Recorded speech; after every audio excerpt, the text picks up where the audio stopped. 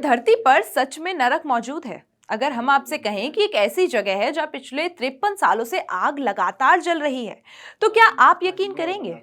ये कोई फिल्मी सेट नहीं, ये कोई पौराणिक कथा भी नहीं है। ये है असल दुनिया की हकीकत। हम बात कर रहे हैं दरवाजा गैस क्रेटर, जिसे पूरी दुनिया गेटवे टू हेल यानी नरक का दरवाजे के नाम से जानती है।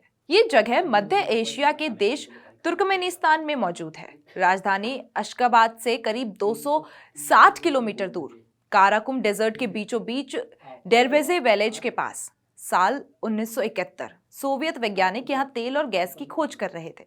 अचानक ड्रिलिंग मशीन जमीन के नीचे एक विशाल गैस भंडार में जा घुसी और देखते ही देखते जमीन में धंस गई। एक विशाल गड्ढा बना जिससे निकलने लगी जहरीली मीथेन गैस, यानी बेहद खतरनाक और पर्यावरण के लिए नुकसानदायक गैस।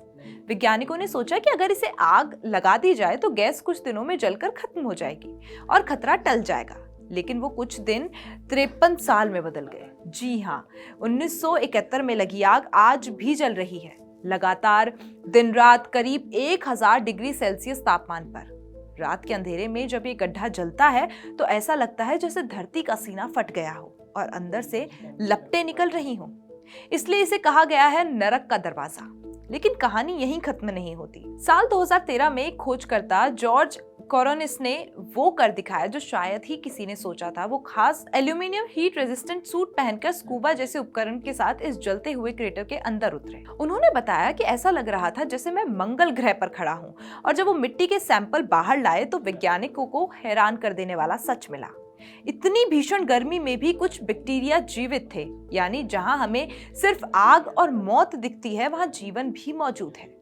आज ये जगह एक बड़ा टूरिस्ट अट्रैक्शन बन चुकी है। हर साल हजारों लोग यहाँ आते हैं इस जलते हुए गड्ढे को देखने के लिए।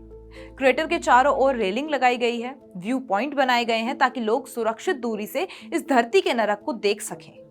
हालांकि कुछ लोगों का दावा है कि ये गड्ढा 1960 के दशक में ही बना है और 1980 के दशक में जलना शुरू हुआ, लेकिन सटीक इतिहास आज भी रहस्य बना हुआ है।